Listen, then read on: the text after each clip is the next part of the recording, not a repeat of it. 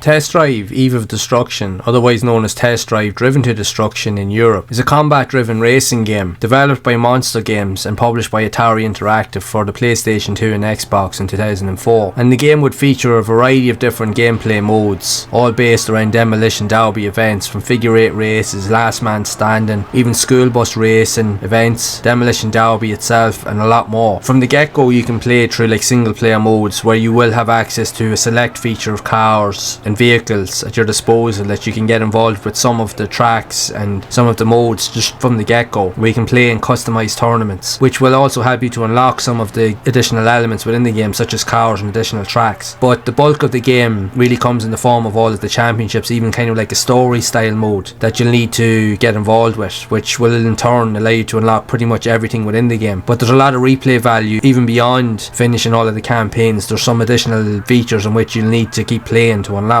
So there is a lot of replay value here. The many modes that are available just adds to the appeal. There's pretty much something there for everybody. Now, it's not the fastest paced racing game that's out there, but it has a really high level of detail. The combat physics are really good. The damage physics are very realistic, I have to say, and it just does a good job in what it's trying to do. If you like Destruction Derby or games like it that was on the PlayStation 1, this is another one to go to. It's a very solid and worthwhile title. Now, the game did receive average reviews upon its release, but at the same time was considered good enough to be worth a look, and all round it's a very good solid racing experience. And I found that to be the case because I live in Ireland. I remember when I did find or gain access to this, I found it in one of my local game shops way back around then. It was in late 2004, and I remember the game had been reduced significantly in terms of price, and I remember just happening to stumble across it, not even knowing anything about it. I never even read any reviews or even heard anything about it leading up to when the game was launched, and the game obviously had been out a little while before I got my hands on it. And I remember getting it very cheap. I got it for like about €20 at the time, because I went in looking for games and I wasn't planning really on buying anything, but then when I seen it and I looked at it, because again I love racing games and I was always a big fan of Destruction Derby 1 and 2 on the PlayStation 1. They're some of my most favourite games ever, especially on the console, so I'd always be interested in giving these type of games a go if I got to play them on other systems as well. So I ended up picking up the game and taking it home, and from the get-go I was pleasantly surprised by how good it was, regardless of the reviews. Like, in saying that, it never got bad reviews, it actually got fairly decent reviews, and you can tell that this is a well put together game. It's very solid, it's really high level of detail, right? Not the fastest game like I mentioned, but it offers enough playability and challenge and to keep you engaged and to keep you hooked. The vehicle and car selection is very, very cool, even reflects proper like muscle cars or even cars of different generations. Now, they're not brand names as such, but they are reflective of those brands, and you know it just to look at, which is very, very cool.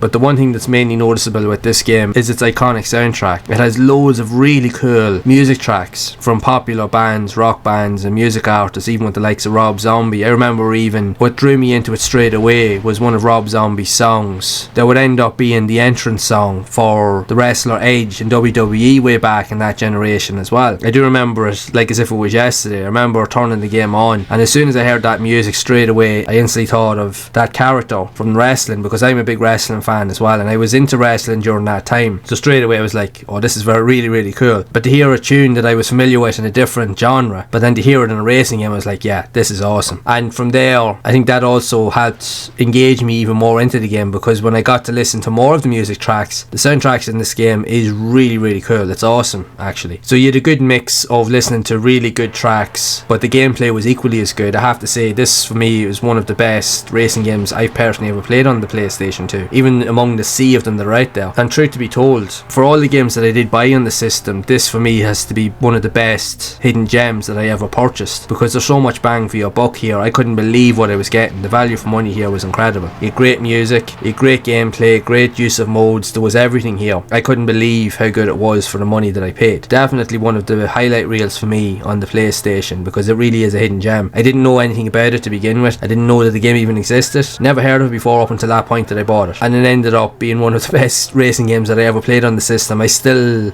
fondly remember it even to this day. And funny enough, even going back to play it again for footage for this video, it brought me way back, because for me I was like, yeah, I really enjoyed this game back in the day. And you know what, it's still really, really good. The handling dynamics and the physics of the game are very, very good, even though it's not overly fast, but it's a very well balanced racer, and if anything, it's way better than a lot of other racers that I've played on the platform over the years. The handling and just the whole concept of the dynamics is so well put together that it's just a very good, solid all-round title. Definitely one to try out. If you're a fan of Destruction Derby or Demolition Derby racing games, I would definitely recommend you give this one a go. It's a very worthwhile, solid title. For me, one of the best hidden gems I've ever played on the console, and one of my favourite racing games on the platform. I really enjoyed it, and I would definitely go back to play it again, without question. With that being said, I would love to know your thoughts of this. What did you think of it overall? Do you have a story to share with this game, and what did you think of it overall? It will be interesting to hear what your thoughts are of it, so be sure to share it down in the comments below. And if you would like to see more content around more hidden gems and interesting titles like this that are also released on the PlayStation 2, then be sure to check out this playlist right here.